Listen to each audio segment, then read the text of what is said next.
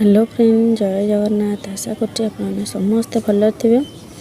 बस आज भिडटा ही एबे ही स्टार्ट करते। टाइम एबे 6टा। आज है सोमवार। कहीं मत सोमवार टे टाइम बेसी मिल जाए कहीं राति उठी जाए। आ भिड कले मैंने आप जानते हैं गोटे घंटा कि 1.5 घंटा जेकोसी कम करूँ हाथ में रखिक मैंने करा पड़े। आ सब कर्नर टिके थोक कष्ट भिड सुट करने कष्ट। बस ताको एडिटिंग करिया भी सेमती कष्ट। और सब जिनस कष्ट ना तो हेनी।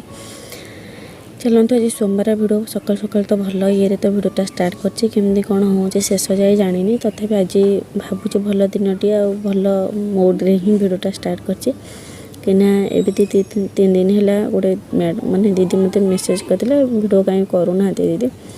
बस मो भिड तो कहीं देखा तो भल पाँच कहीं तो कहीं भिड मत कमेंट दिखती कहीं करूना भावे मत से मिस कर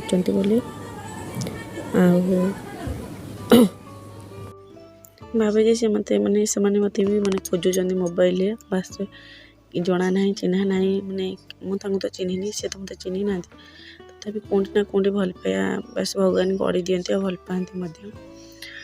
आउ चलतु आज सकाल सकाल मंदिर जाकि आसीगले। मंदिर आसी ठाकुर पूजा कली। पूजा सारिक आसली रोसई घर को कहीं रोसई घर तो आमर जानते हैं आपने आमर सब गृहिणी मु एका नुहे पूरा अधा दिन बोधे रोसई घर कटि जाए। ता भर मत भात माने सब गैस फैस पोछा पोछी जेहतु करदेली सब सेट कली। आसगली भात बसा इंडक्शन जेहतु भात बस टाइम लगे से आग मु पाटा बसीचे पर पछे जेकोसी कम बासन बेलणा पेड़ी तावा पावा जहाँ मजा मजी करी सब थोदी जाइली सुखापी कहीं राति भितर से सब सुखी जाइए। मुझे आसिले सका सेट करे आ भितर करिया भितर ही मुझे आग पानी हांडीटा बसईदेली पानी मैं डिशटा कहीं भात हवा टाइम लगे सहित भी भात भी इंडक्शन टे लेट हुए।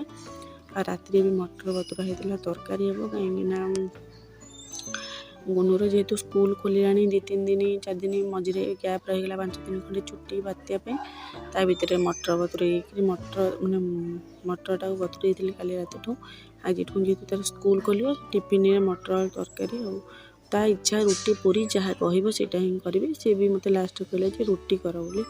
मु भावी पूरी 2टा करदेवी मैंने खरा वाला टाइमटा गैस हम मु पुणी मन भाविली तापर पचारि मुझे पूरी नौ ना नाई रुटी नेबी रुटी करी ता भितर मत लगे मु रोसई घरे रोचे माने गोटे काम कले तो चलनी तापर करेनी पूरा एका सांगरे 3टा 4टा काम एका सांगरे मु करूथाए।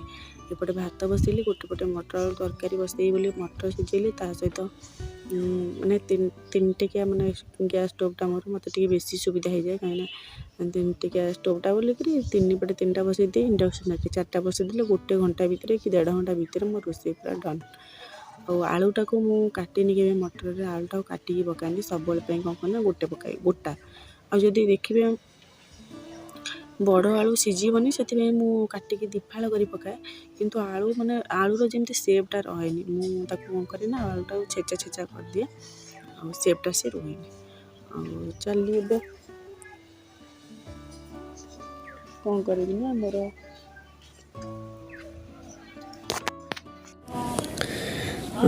मटर माने मु सब मसला हो बिना पियाज रसुण हो बा पियाज रसुण हो जेकोसी माने तरकारी करे माने सब भी एटा ही करे गोटा आलू पकाए ताकू से चापी दिए तरकारी चापी दिए तार तरकारी ग्रेवीटा ही भल लगे कम मसला भितर कम तेल भितर भी हो जाए।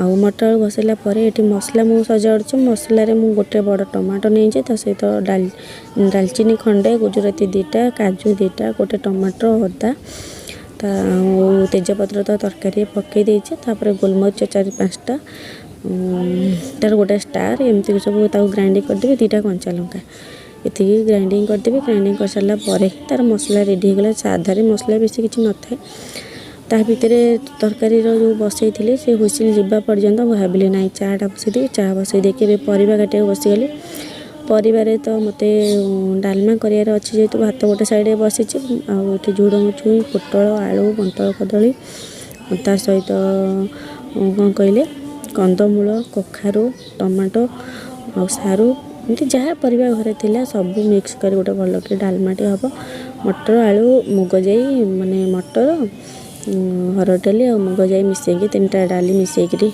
माने तरकारी डालमाटा हम ଆଉ ଏଇ ସବୁ ସାଧା ମୋତେ ଅରୁଆ ଡାଲମା ହିଁ ବହୁତ ଭଲ ଲାଗେ। ଆଉ ସେ ଡାଲମାଟା ହିଁ ମୋତେ ବେଶୀ ମାନେ ମୁଁ ବହୁତ କରେ, ମୋ ମନ ମାନେନି, ଅଳ୍ପ କଲେ ମନ ମାନେନି। 4 ଜଣ ଲୋକ ଆମେ, କିନ୍ତୁ ମୋତେ ଅଳ୍ପ ମନ ମାନେନି। ମୁଁ ଭାବେ ମୋତେ ଡାଲମାଟା ତ ଅଧିକା ଭଲ ଲାଗେ, ମୁଁ ସେଥିପାଇଁ ଅଧିକା ହିଁ ଡାଲମା କରେ।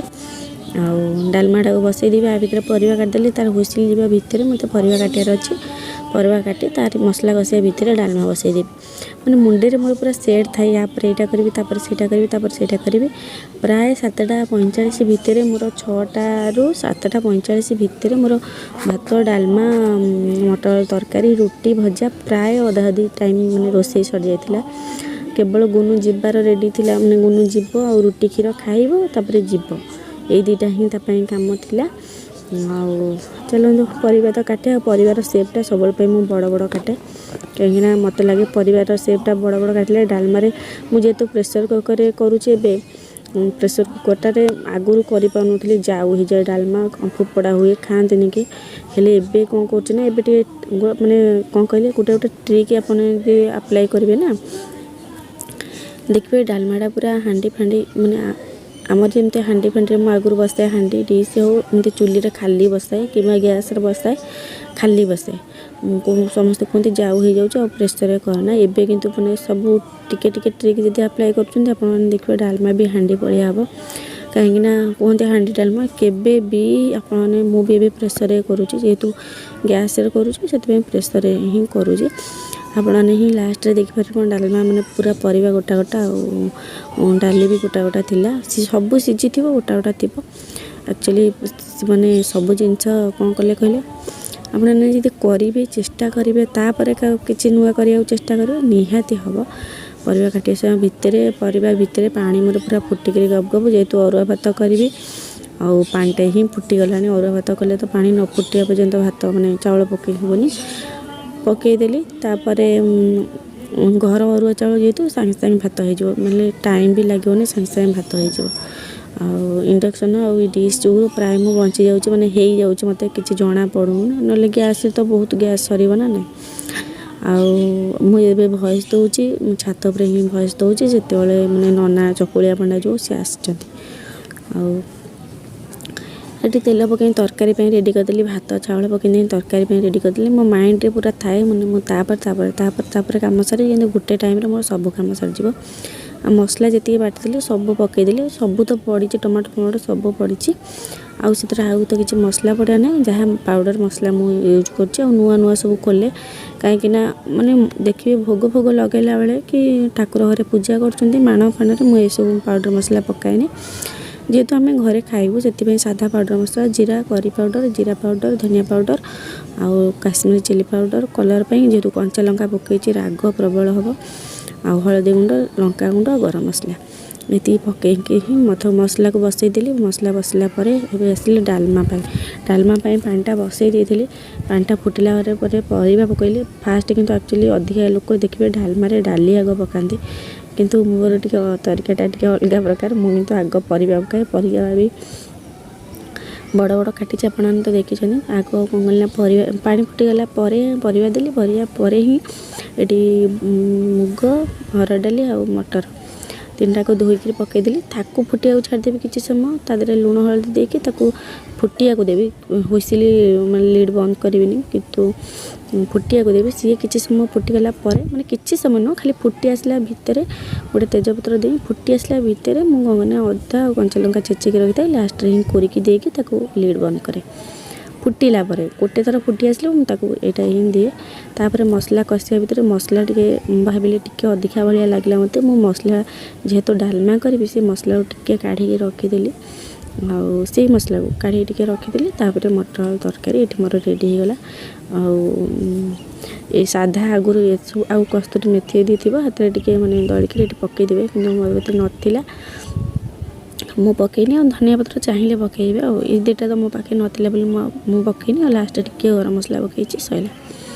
ମଟର ତରକାରୀ ସତରେ ବି ସାଧାରେ ମୁଁ ଏତେ ଭଲ ରୋଷେଇ କରିପାରିବି ବୋଲି ମୁଁ ଜାଣିନଥିଲି, କାହିଁକିନା ମୁଁ ସାଧାରେ ଏତେ ରୋଷେଇ ଶିଖିନି, କିନ୍ତୁ ଆକ୍ଚୁଆଲି ହେଇଗଲା, ହେଇଗଲା। ମୁଁ ଆକ୍ଚୁଆଲି ସେସବୁ ଜାଣିନଥିଲି, ସାଧାର ମାନେ ମସଲା ଆଉ ସାଧା ତରକାରୀ ଏସବୁ ଏତେ ଜଣା ନାହିଁ ମୋତେ।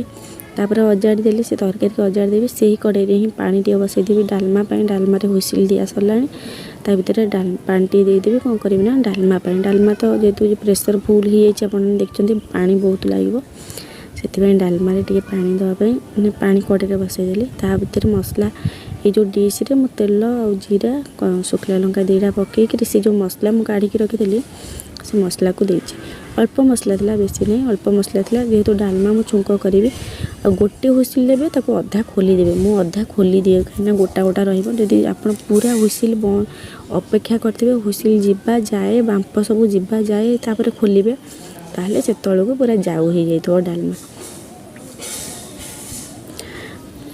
से कि जाऊ हो तो मैंने गोटे हुइसिल दिए ता सहित मुझे कौन करे ना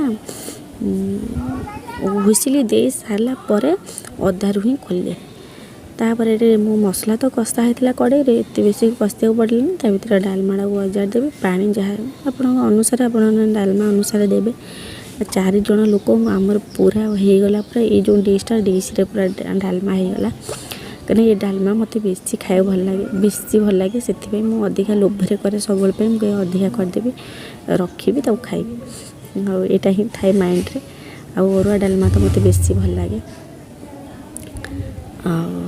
चलन जी डालमा ये रेडी होगला भात भी रेडी हो सेपटे मटर तरकारी भी रेडी हो रुटी रुटी भी ता भीतर अधा अधी मैंने करदे रुटी आ देखो डालमाटा गोटा गोटा अच्छी पूरा ठीक अच्छी एमती